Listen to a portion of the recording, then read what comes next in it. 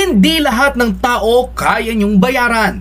Dahil sa pruwebang hawak nila, tiyak mapapalayas kayo sa inyong kinauupuan. Eksaktong isang araw bago ang kanyang SONA, official teaser video ng di umano'y pagpopolburon ni President Bongbong Marcos Jr. ikinalat na sa publiko. Kumpirmadong hindi fake news at may legitimacy ang nasabing 18-second teaser video na inilabas sa Canada nang maisog rally roon, kung saan ilang oras nang kumalat ang video sa social media platforms. Tumabo kagad ito ng 7.2 impressions at with total views of 4.75 million views across social media platforms.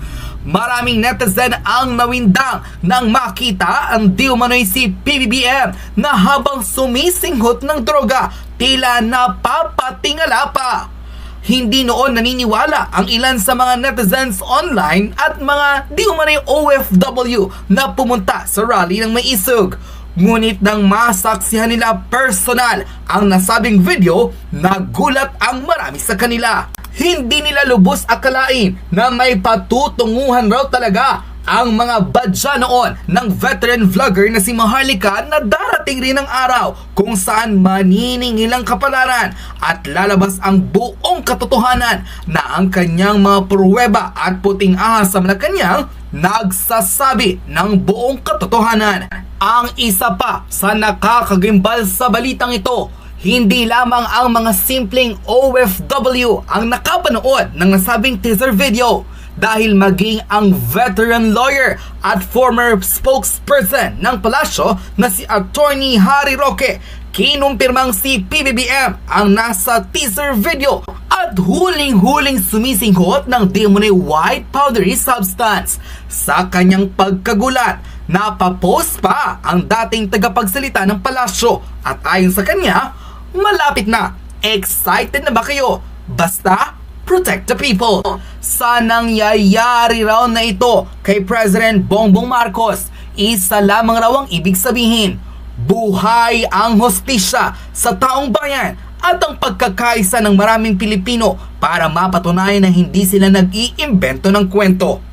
Narito ang buong detalye ng balita, kung saan kinumpirma ng former palace spokesperson na si Attorney Harry Roque na hindi imbento kundi totoo ang balitang nagdudurog ng ipinagbabawal na gamot si President Bongbong Marcos, lalo't may mga ebidensyang magpapatunay rito.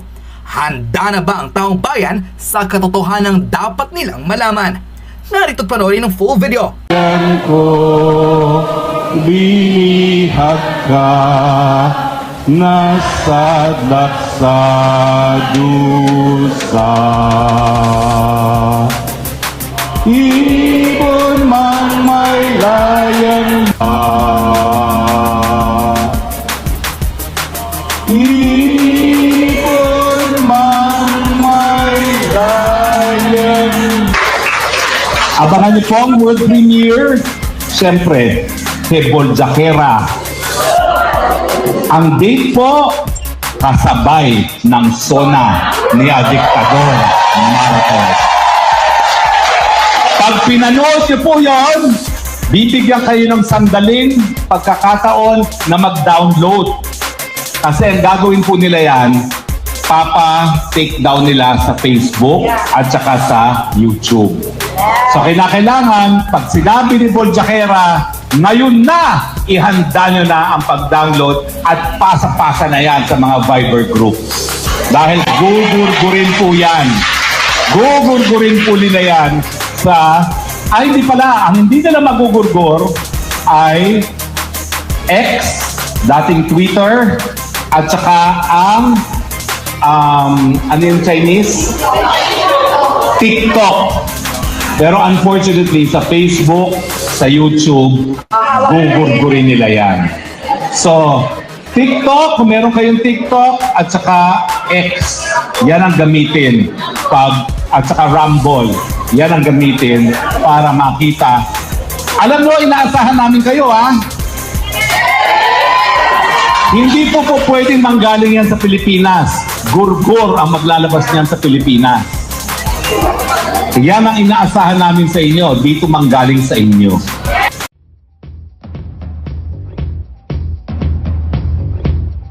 Oh my God. Oh my God. Totoo ba to? Ano ngayon ang kasagutan niya pag nakita na niya ang pulburong video? Ha! Ha! Ha!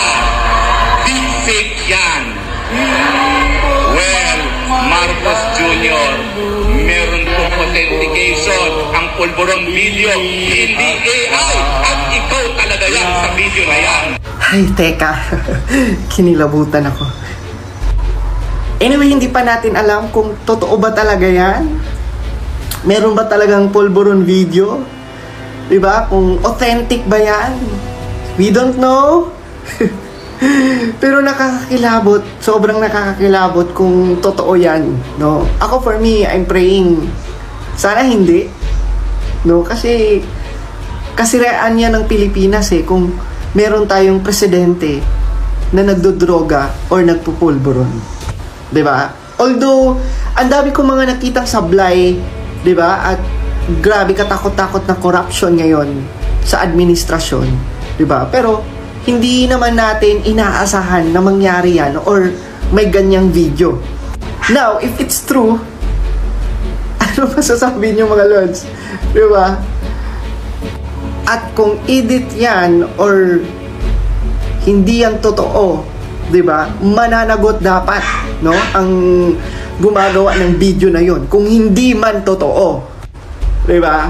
Pero kung totoo, patay. Tapos, ano ba itong coke na tinatawag? Anong epekto nito sa ating katawan? At ano ko yung mga aspeto ng mga desisyon ng isang presidente na maapektuhan? Pero bago yun abay meron po nag-post sa Facebook ng video. Una na isang Black Hawk helicopter na naglanding sa St. Luke's BGC. Pagkatapos, isang presidential helicopter. Alam ko po yung presidential helicopter dahil every time babiyahe kami ni dating Presidente Rodrigo Roa Duterte, ako yung decoy. Totoo naman po na ang presidente ay meron din karapatan to privacy, no? Yung kanyang medical condition. Pero nakasaad po sa saligang batas, kung siya ay merong medical condition, dapat yan ipinagbibigay alam sa taong bayan dahil syempre, presidente siya.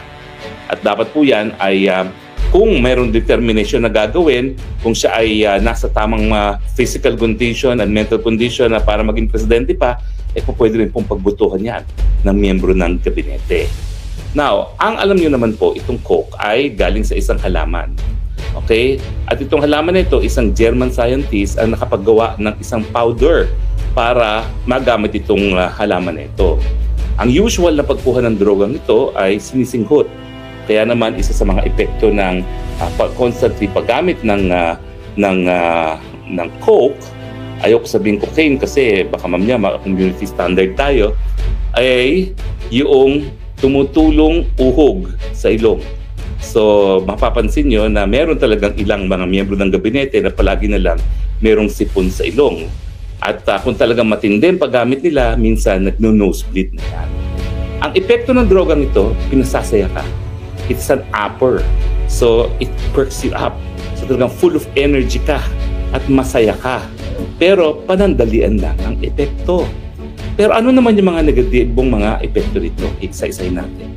Meron po yung irritability, madali kang mairita. Meron yung exhaustion, pagod palagi. Meron yung headache, masakit na ulo. Meron po yung runny nose, yun nga po, yung uhog na tumutulo. Yung body aches and pains at confusion. Delikado po sa presidente magkaroon ng confusion.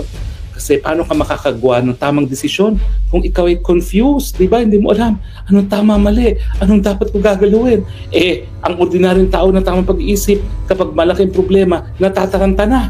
Lalo na kapag ang tao ay nasa cocaine, mas matindi ang pagtataranta. Pwede maging violente ang gumagamit ng coke. Prone to anger, madali, magalit. Okay? Tapos merong restlessness, hindi mapakali. Ewan ko ba kung ang pagbabiyahe ay isang remedyo sa restlessness, hindi natin alam yan. Panic at paranoia. Lalong-lalo na kung meron kang hidwaan sa ibang bansa.